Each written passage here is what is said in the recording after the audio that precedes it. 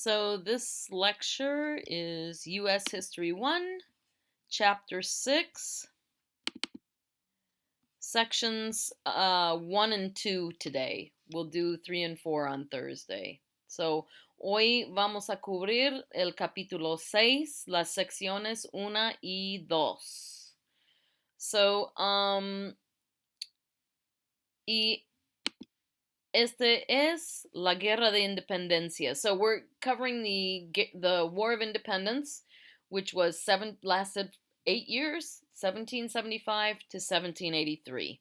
Vamos a cubrir lo que era la Guerra de Independencia, que duró 8 años, del 75 al 83. All right. So, in this chapter, we have a very long list of battles and people. So,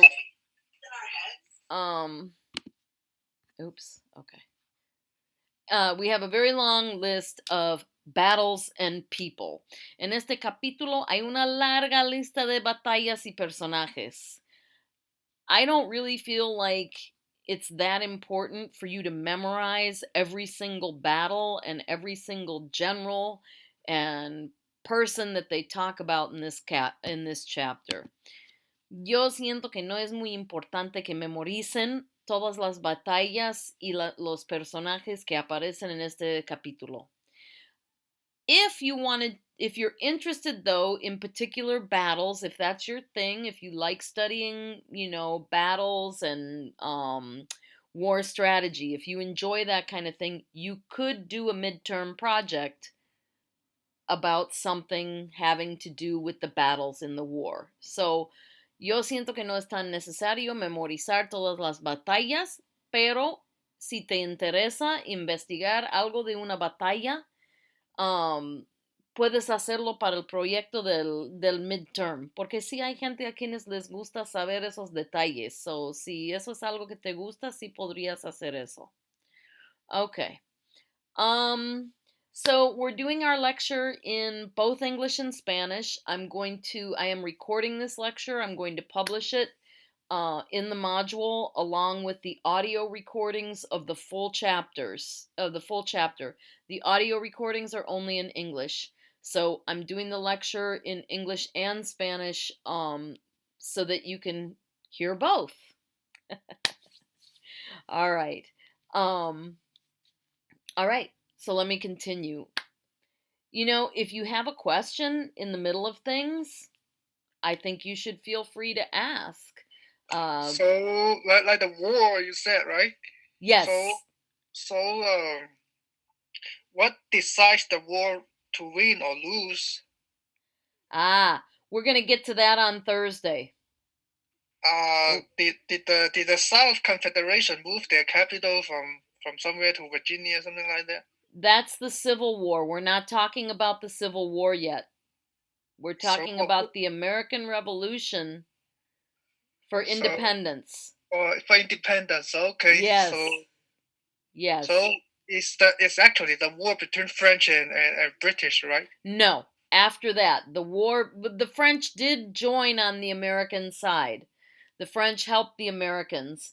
We're going to talk about that a little bit later. That comes in section 3, I believe, or section 2. But anyway, so right now we're setting the scene. All right? Lo que estamos haciendo ahorita es poner el escenario. In section 6.1, we're setting the scene. What's the key events for the war, like Lexington's gunshot or Boston Tea Party, that kind of things, or the reason? So we talked more about the Boston Tea Party in chapter 5. So yes. This is after Tea Party. Yes. Actually, exactly after the Tea Party. So what happened was, because of the Tea Party and because Massachusetts refused to pay restitution for the tea they destroyed, the English government got very angry with them and decided to impose law and order. I'm going to say that in Spanish. So, lo que pasó con la fiesta del té de Boston, les hizo enojar mucho al gobierno de Inglaterra. So, querían castigar a Massachusetts porque Massachusetts rehusó pagar el gasto del té. So, querían castigarlos para enseñarles a todos que quién era el jefe, right? They're going to punish Massachusetts to show everybody, hey, we're boss. You got to do what we say. So they started this strategy of law and order, which we started covering last chapter. We talked about the stricter laws and the fact that they sent more troops over to control things more and that people lost their jury trial.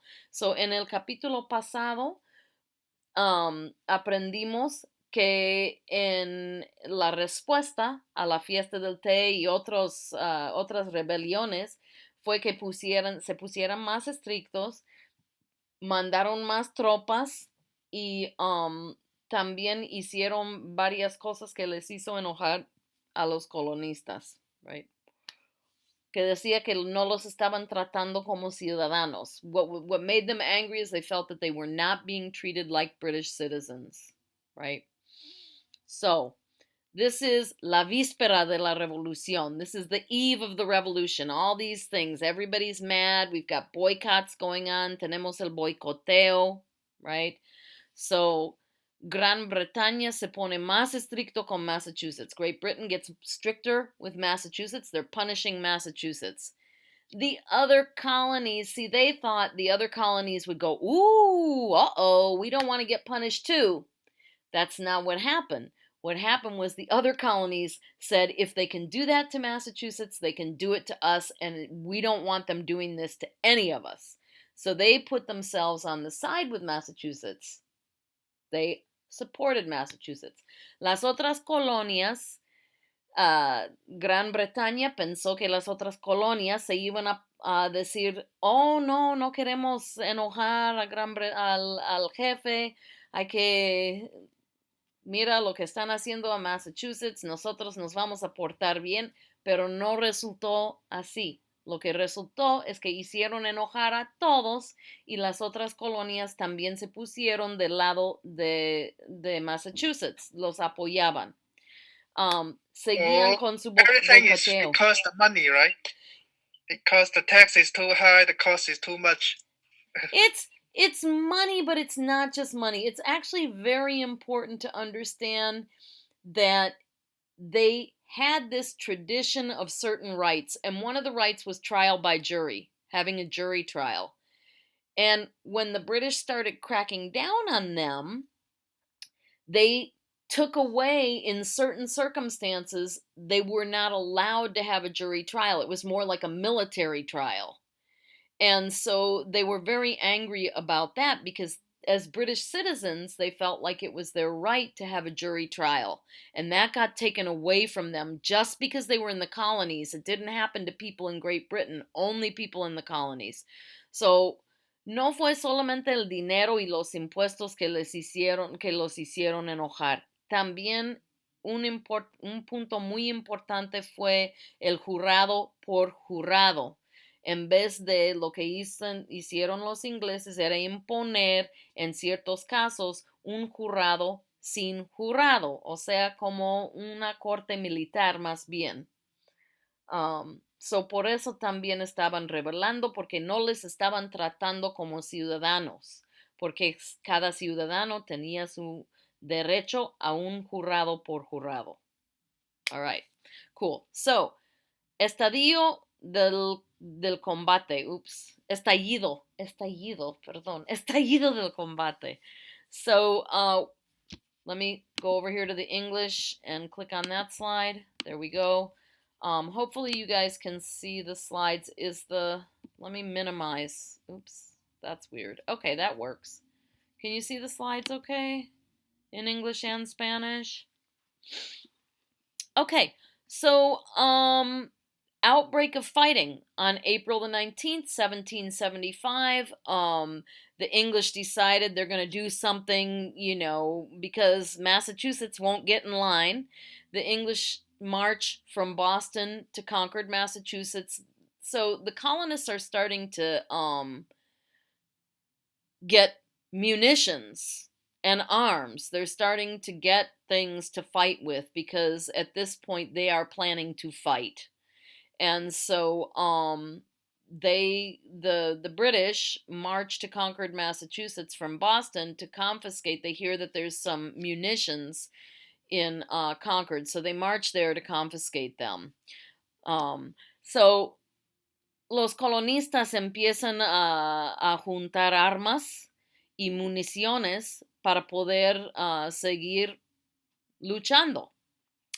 Y Gran Bretaña, sabiendo eso, se van desde Boston a Concord para confiscar las municiones que tienen ahí los colonistas, también llamados patriotas. So, going forward, we're probably going to call the colonists patriots because that's what they called themselves. All right. So, but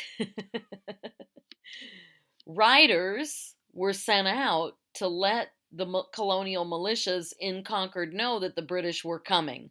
So, if you've heard of the famous ride of Paul Revere, there's a poem about it by Ralph Waldo Emerson. It refers to this ride, although as it turns out, Paul Revere actually, he was captured. He did not finish his ride.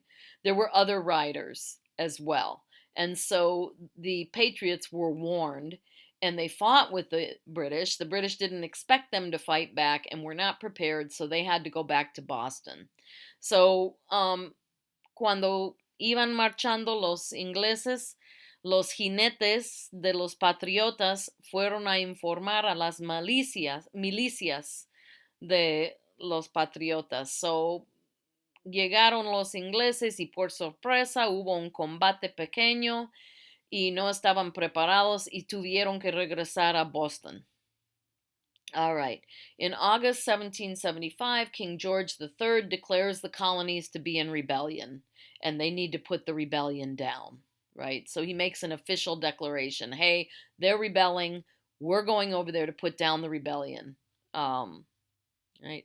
So, en agosto de 1775, el rey Jorge III declara que los colonistas están en rebelión. Hace la declaración oficial que le da la razón para ir a intentar, how would you say, put it down? A intentar pararles, pues. All right. Oops. During this time, Thomas Paine writes a pamphlet called Common Sense. There's other stuff going on as well, so I just picked out, when you read the chapter, you'll see the other things. Like I said, there's a lot of people and a lot of stuff going on. I picked out the things that kind of stand out and were most important. So Thomas Paine wrote this pamphlet called Common Sense. He wrote it in simple English rather than, not simple, but, common English rather than using a lot of legalese and that kind of stuff. Like the Declaration of Independence is much more of an official document written with some sort of legal terms in it, right? Thomas Paine wrote plainly so that anybody who could read could understand. And his argument is that the king is at fault for all the problems with England, whereas prior to that, they were blaming Parliament rather than the king. So he blames the king, and with that, he rejects monarchy as a form of government, period, and advocates for a republic. Republican government is a government where the people vote for the government. The people have their own voice in the government. All right, by majority rule. Okay, so durante todo ese tiempo hay muchas personas haciendo muchas cosas. Pueden ver en más detalle en el texto. Pero una cosa que resalta es un panfleto escrito por Thomas Paine que se llama Common Sense, el sentido común. En ese panfleto lo escribió en inglés común, no así tanto como la Declaración de Independencia, que es un documento oficial, así que usa inglés más oficial, ¿verdad? Escribió ese panfleto para que cualquier persona que pudiera leer en inglés entendería lo que quería decir. Y lo que decía que era algo nuevo, en primer lugar, en vez de echar culpa al Parlamento por los problemas con Gran Bretaña, lo que habían estado haciendo, echó la culpa mejor al rey Jorge III. Y luego, aparte de eso, rechazaba por completo la monarquía como forma de gobierno y dijo que iban a crear mejor una república. Una república es gobierno por el pueblo, por el voto de la mayoría. All right. So that was something, you know, not new to the Native Americans, by the way, but new for Europeans.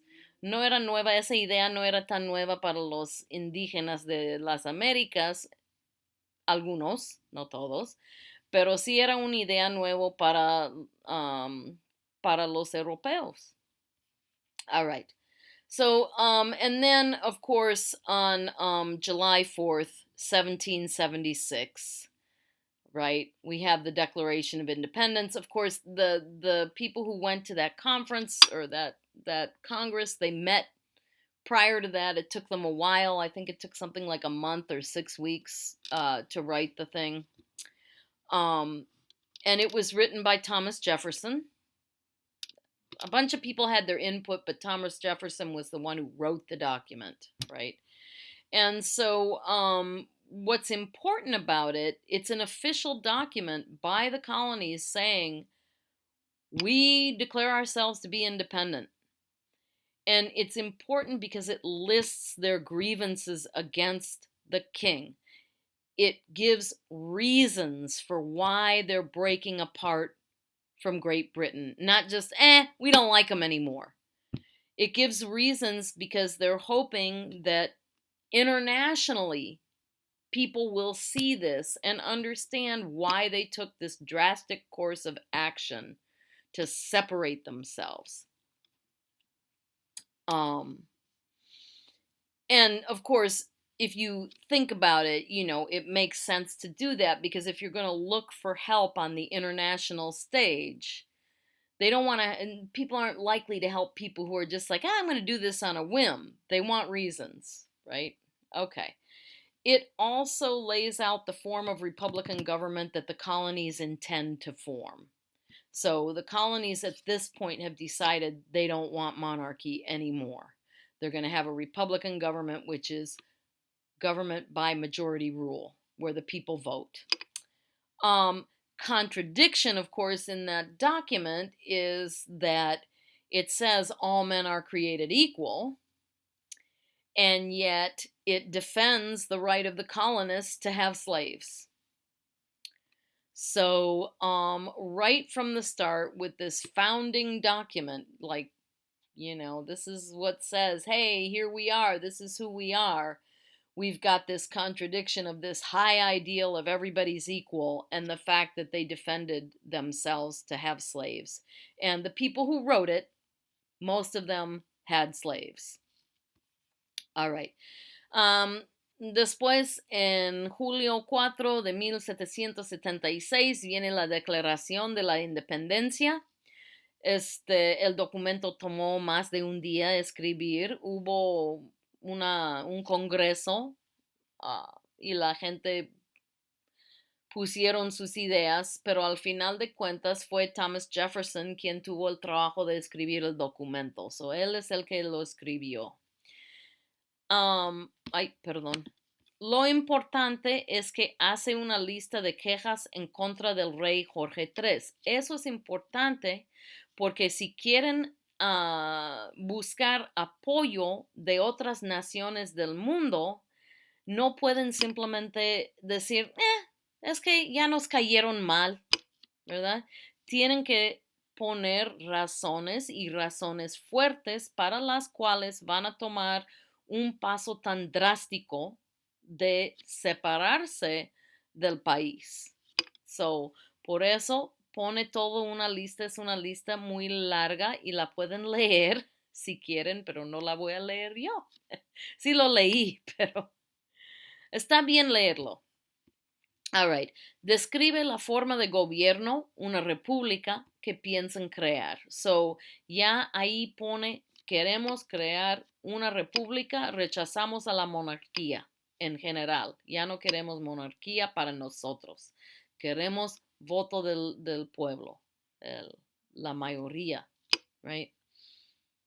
Pero hay una contradicción fundamental en ese documento, porque dice, todos los hombres son creados iguales, pero también defiende al hecho de que tengan esclavos. So, insiste en el derecho de los patriotas de tener esclavos.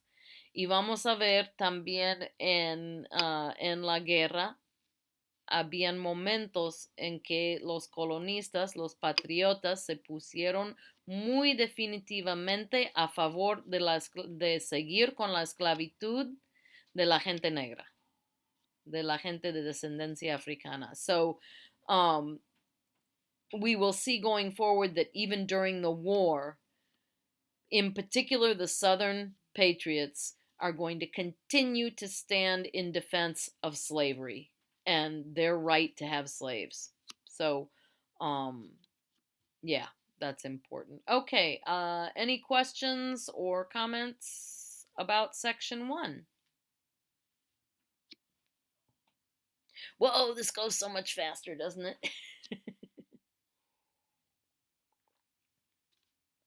It's going to be even faster in section 2. All right. Section 2. Oh, I haven't had a chance to translate section 2 to Spanish yet. So, I'll say it, I'll read it in English and then translate into Spanish. And then I'll get the translation up for you later today or tomorrow. But I will be posting this PowerPoint in the module so you guys can look at it and have it there to refer to. All right. The early years of the revolution, los años principiantes de la revolución. The British strategy in the middle colonies. So, the middle colonies, because remember, at the time, the British colonies went all the way up to Nova Scotia and Canada, all of that, and then down into New York, and all the way down actually to the border with Florida. All of that was considered Great Britain. Excuse me. So the middle colonies actually start with New York. That feels weird to us because we think of the New York is as far north as you can go in the United States. But at the time, when it was Great Britain, those were the middle colonies. There were colonies to the north and colonies to the south. So, the British strategy in those colonies was to try and isolate New York City. And in the chapter, you'll see there's a description of how they did it. They had this 3-prong attack thing going on, and but then they tried to attack Philadelphia at the same time, and that just didn't work out very well. So you can read that in the chapter. They were successful, though. There was an American victory, but in the end, Great Britain prevailed, and New York City became their headquarters. Oop, I put because. It should say became. Sorry about that. Here, wait. Let me fix that. New York City became their headquarters for 7 years, for almost the duration of the war. Okay. So la estrategia de Inglaterra en las colonias medianas. Medianas, no. No está bien dicho eso. Pero bueno, hay que acordarnos que en esos tiempos la parte que es Canadá ahora era parte también de Gran Bretaña. O sea, todo eso de Gran Bretaña, de Canadá hasta la frontera con Florida era parte de Gran Bretaña. So, ellos llamaron a las colonias medianas, viene siendo como Nueva York, New Hampshire, todo ese New England, ¿no? So, Massachusetts, Connecticut, todos esos eran las medianas. So, su estrategia era aislar a la ciudad de Nueva York. y hicieron como un ataque de 3 direcciones. Hay una descripción más larga en el capítulo, si quieren leerlo. Tuvieron problemas y hubo una victoria americana, pero al final de cuentas los ingleses sí ganaron a la ciudad de Nueva York y ahí quedaron por 7 años. Era su centro de operaciones para toda la guerra. Bueno, 7 años. La guerra duró 8, so imagino que sí lo perdieron en algún momento. All right. George Washington and the Continental Army. So the Continental Congress, which is the government that's actually running the colonies while all this is going on. I forgot to mention that. So, mientras todo eso está pasando, hay algo llamado el Congreso Continental. Ese es el gobierno de las colonias mientras está pasando la guerra, right?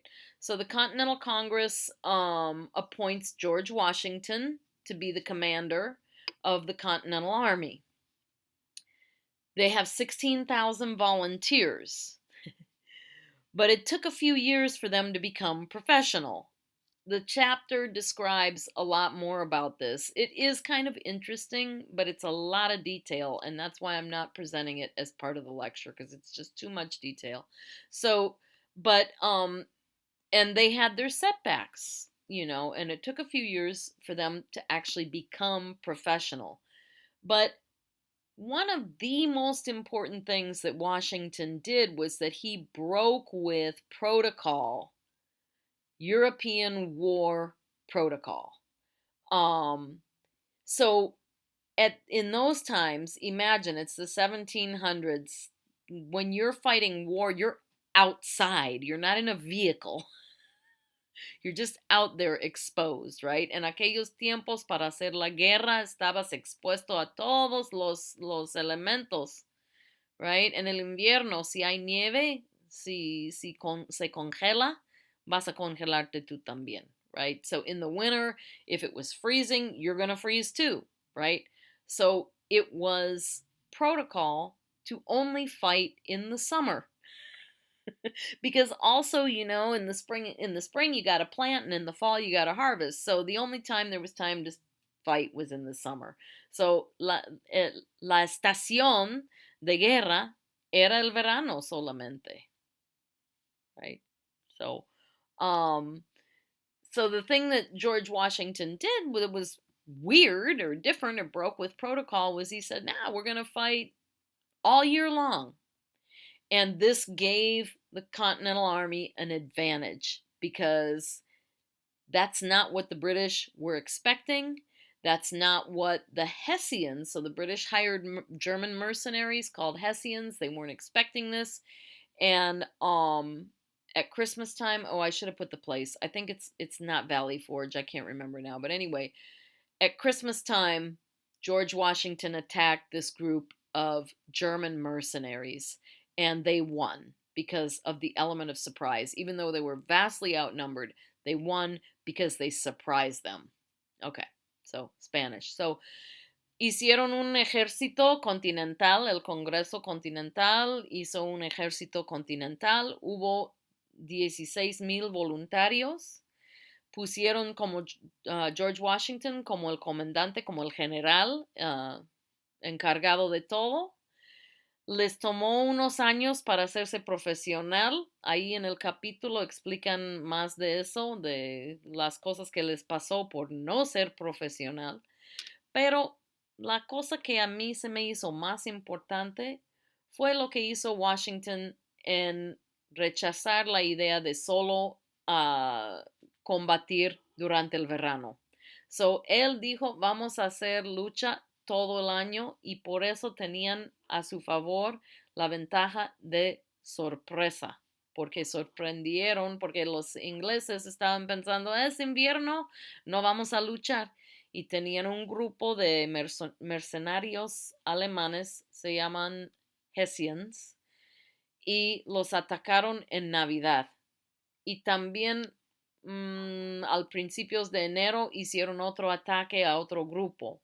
So, ese elemento de sorpresa les dio la victoria, right? So the element of surprise gave the Continental Army the victory in these cases. Okay, so the last two battles here that I'm going to talk about today that are important are the the fight for Philadelphia and the fight for Saratoga. Um, and so there were British and American victories. This did not happen overnight. It's a long drawn out thing. They talk about Valley Forge, which is where the American troops really, really suffered. They were starving, they were freezing. Morale was very low. It got to the point where, George Washington, people were deserting, they were leaving because it was like, nah, wait, I don't. But if they got caught, they were executed. And Washington started executing a lot of deserters um, because they were leaving, because they were freezing, right? So people were sick. It was a cold winter. I guess one of the coldest winters that they'd had in a while. They didn't have enough food. They were sick. So it was very, very difficult for the American Army at that time, the Continental Army. But Great Britain's attempt to isolate New England did not work. Part of the reason it didn't work is because one of the generals decided to attack Philadelphia, and so their three-pronged thing kind of got thrown off. Um, so that didn't work. And then the Americans had a victory. So the Americans had a victory in Philadelphia, and they had a victory in Saratoga. And their victory in Saratoga convinced the French and the Spanish to help the Americans. So it gave them credibility. The French never liked the English anyway. And so, but of course, they weren't going to join a losing battle, right? But when the Americans won at Saratoga, the French said, maybe it's a good idea to get on their side. So the French started helping the Americans. And the Spanish didn't help as much, but also put their support towards the Americans rather than the British. All right. So, últimamente, lo último que voy a cubrir hoy son estas batallas para Filadelfia y Saratoga. Hubo victorias de ambos ingleses y americanos. El invierno era muy difícil. La gente estaba los soldados estaban enfermos, no tenían suficiente comida. Era un invierno muy, muy frío, uno de los más fríos en tiempos que podían acordar ellos. Y les iba muy mal y mucha gente estaba desertando. Y hasta se puso que George Washington estaba ejecutando la gente que sí pudieron capturar, los estaban ejecutando una vez a la semana. Hubo gente, porque tanta gente estaba intentando huir por las condiciones tan malas que estaban aguantando. So, pero a fin de cuentas, el intento de los ingleses de aislar a Nueva Inglaterra no funcionó. Por una parte, porque hubo un general que decidió atacar a Filadelfia, en vez de seguir con el otro plan. Y eso les hizo tener un problema con ese plan. So, a final de cuentas, no ganaron eso los ingleses. No pudieron aislar a Nueva Inglaterra. Aparte de eso, los americanos tuvieron una victoria en Saratoga que convenció a los franceses y hasta los españoles a apoyar a los americanos en vez de ser neutrales. Habían sido neutrales porque, ya ves, nunca eran muy amigos de los ingleses de todos modos, pero mientras no sabían si los americanos iban a poder ganar, se quedaban neutrales, pero cuando se dieron cuenta que quizás los americanos tendrían la posibilidad de ganar, empezaron a apoyar con... Francia ayudó mucho, apoyó con armas, dinero, fuerza naval. Los españoles no ayudaron tanto, pero también ayudaron un poco. So, con su fuerza naval, creo. Pueden leerlo en el capítulo. So, um, the the French helped the Americans a lot with, um, munitions, arms, their navy. They helped blockade ports so that the British couldn't get in.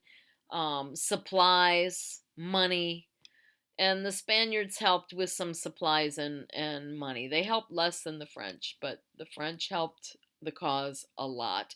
And that's probably why, the war eventually turned around, because they were getting support that they needed. All right. That's it for our lecture for today. Let me stop recording.